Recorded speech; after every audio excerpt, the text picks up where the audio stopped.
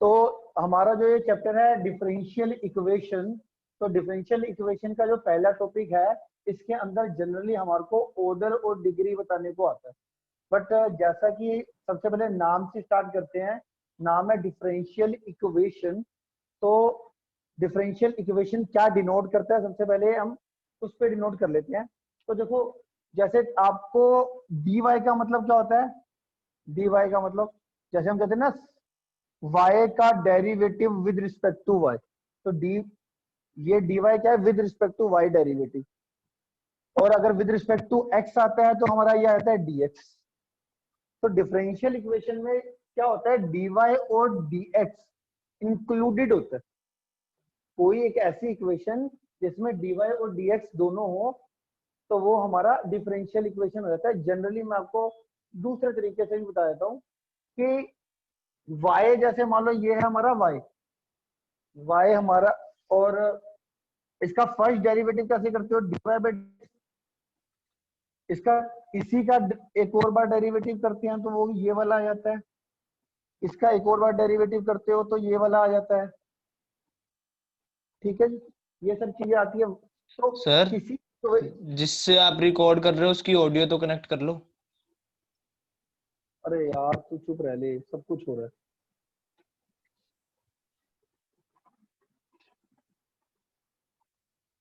ठीक है, तो जो हमारा y और उसके डेरिवेटिव्स, ठीक है, y और उसके डेरिवेटिव्स जितने अगर किसी डिफरेंशियल इक्वेशन में इंक्लूड है, मतलब इक्वेशन में इंक्लूड है, तो उसको हम डिफरेंशियल इक्वेशन कहते हैं। जैसे कि मान लेते हैं y dy by d x plus x is equal to 0, तो मैं कहूंगा ये डिफरेंशियल इक्वेशन है, आप बोलोगे है, क्योंकि इसमें dy और dx इंक्लूड है। या आप कह सकते हो, इसमें एक ना वर्ड भी यूज करते हैं, जरा ये देख लो, y होता है हमारा डिपेंडेंट वेरिएबल, डिपेंडेंट वेरिएबल, और x होता है हमारा independent variable.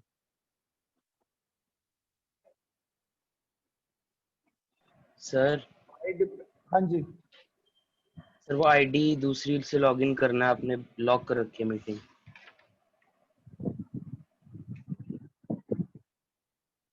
y dependent variable, x independent variable. ठीक है, तो हमारा ये डिपेंडेंट वेरिएबल है, ये इंडिपेंडेंट। तो हम जनरली देखो क्या करते हैं, डिपेंडेंट वेरिएबल का derivative with respect to independent variable, dependent variable का derivative with respect to independent variable, वैसे जनरली। ठीक है, तो डिपेंडेंट वेरिएबल का derivative with respect to independent variable. अब इसमें क्या होता है, ये तो होता है सिंपल, तो डिपेंडेंट वेरिएबल और उसके डेरिवेटिव्स अगर इन्वॉल्व होते हैं किसी इक्वेशंस के अंदर, मतलब ये सब चीजें अगर इन्वॉल्व होती है किसी इक्वेशन के अंदर, तो उसको डिफरेंशियल इक्वेशन कहा जाता है। ठीक है, तो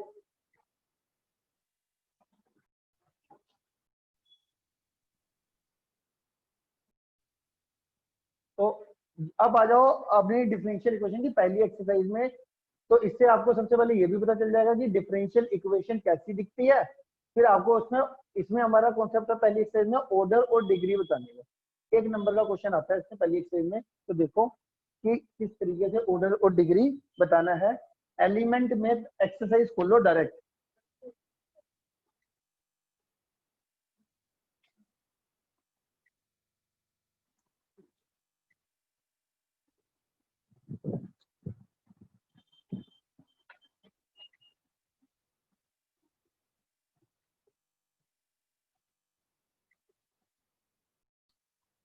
हाँ जी, तो देखो जी हमारा पहला क्वेश्चन देखो, पहला क्वेश्चन अगर आपको देखो क्या दे रखा है, हमारा पहला question cos x dx plus cos y dy is equal to 0, ये दे दिया जी। हमारी ये एलिमेंट की पहली एक्सरसाइज का पहला क्वेश्चन है, और टॉपिक का नाम क्या है हमारा, ऑर्डर और डिग्री।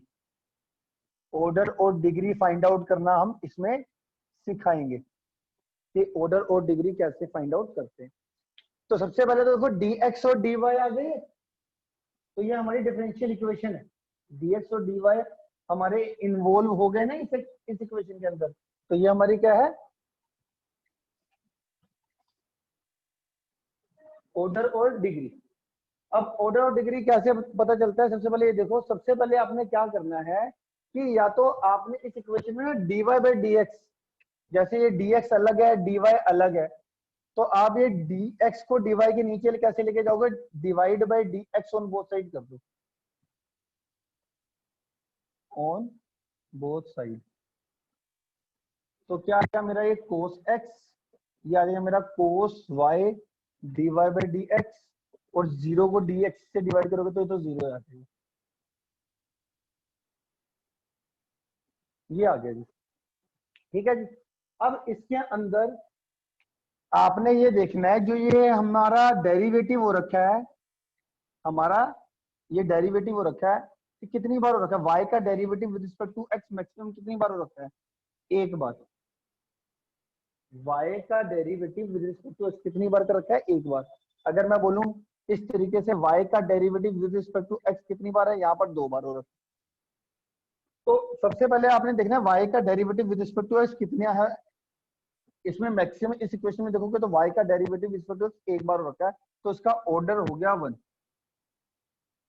ऑर्डर कितना हो गया? 1। और डिग्री क्या होती है? डिग्री होती है हमारी उसी की होल पावर कितनी है? होल पावर भी है 1, तो इसका आंसर डिग्री भी आ जाएगा 1। एग्जाम्पल के तौर पे और 2-3 क्वेश्चन बता रहा हूँ, सारे सुनते रहो, आपके डाउट क्लियर हो जाएंगे।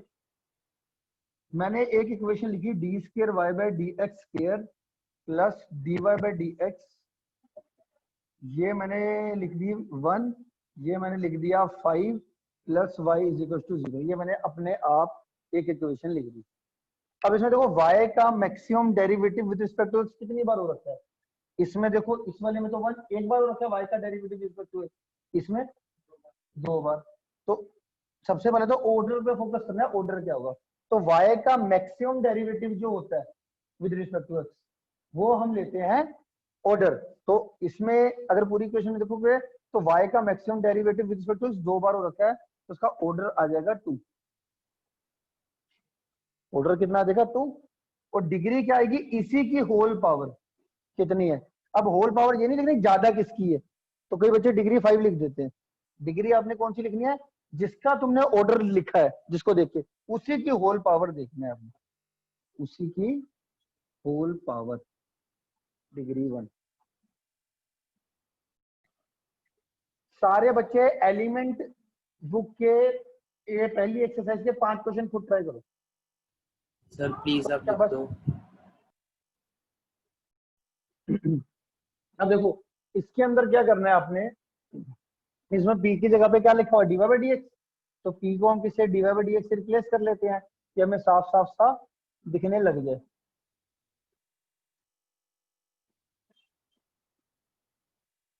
ये आ गया जी। क्या आना चाहिए आपके हिसाब से? ऑर्डर और डिग्री। चलो डिस्कस करते हैं। 8 क्वेश्चन में आपने 7 क्वेश्चन तक अपने आप ट्राई करा, जो मैंने बेसिक्स बताए, और हर बच्चे को कोई दिक्कत नहीं है। एलिमेंट का 8 क्वेश्चन करते हैं, और बताओ जरा इसके अंदर ऑर्डर 1 डिग्री 2। अब डिग्री 2 क्यों? अगर जैसे मान लो इधर भी ऑर्डर 1 दिख रहा है, इधर भी ऑर्डर 1 दिख रहा है, तो जिसकी डिग्री ज्यादा होगी वो वाला लेंगे, वो वाला लेंगे। ठीक है, क्लियर है इतना? ऑन कर देते हैं। ये मैंने इस टर्म्स को क्या करा? इधर लिख लिया। ठीक है जी। अब ये तुम्हारी कितनी आ गई? ये रूट वाली टर्म्स, ये चीज आ गई। अब तुम कहते हो सर रूट हमें डिस्टर्ब कर रहा है, ये रूट डिस्टर्ब कर रहा है, तो इस रूट को हटाने के लिए क्या करा मैंने? रूट को एक तरफ कर दिया और इस बाकी टर्म को इधर करके स्केयरिंग बोथ साइड कर दी। अब मैं क्या करूंगा? स्केयरिंग बोथ साइड करने के बाद क्यों कर रहा हूँ? क्योंकि ये रूट हट जाए। तो ये कितना देगा? A square d y by d x का whole square plus b square, और इधर ए माइनस बी का होल स्क्वायर बोलो, a square plus b square minus 2 into a into b. अब बोलो क्या कहते हो? ऑर्डर क्या है और डिग्री क्या? Order 1 degree 2। अब तो रूट को कोई मतलब आपको कंफ्यूजन नहीं हो रही ना? तो आप रूट हटा के भी देख सकते हो। रूट को हटाने के लिए आपको क्या करना पड़ेगा, रूट को एक तरफ और बाकी सब टर्म्स को दूसरी तरफ करके, स्केलिंग दो साइड करके आपका रूट हट जाएगा और अब आपको देखने में और भी आसानी होगी विदाउट एनी कंफ्यूजन। अब तो ठीक है, इसका ऑर्डर कितना आएगा 1 और डिग्री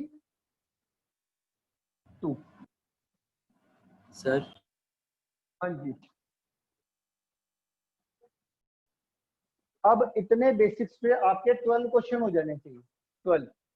अब मैं आपको बता रहा हूँ 13 तो बता ही रहा हूँ, बट कुछ बातें आपने नोट करनी है। कभी भी आपका लोग के अंदर एंगल में कोई डेरिवेटिव आ जाता है किसी का भी, जैसे dy बाई डी एक्स आ जाए, यहाँ पर कुछ भी आ सकता है, dy by d x, double derivative, triple derivative, या फिर e की पावर में आ जाए dy बाई डी एक्स, ठीक है, या साइन किसी भी ट्रिग्नोमेट्रिक रेशियो के एंगल में आ जाए, y डैश आ जाए या y डबल डैश, कुछ भी आ जाए। समझ में आई? कुछ स्पेशल केस हैं। इन स्पेशल केसेस के अंदर क्या होता है कि ऑर्डर तो जैसे हम बताते हैं आपको वैसे ही बताना है, ठीक है। डिग्री नॉट डिफाइंड बोलनी है हमेशा अगर इसमें से कोई केस आपका आ जाता है, ठीक है।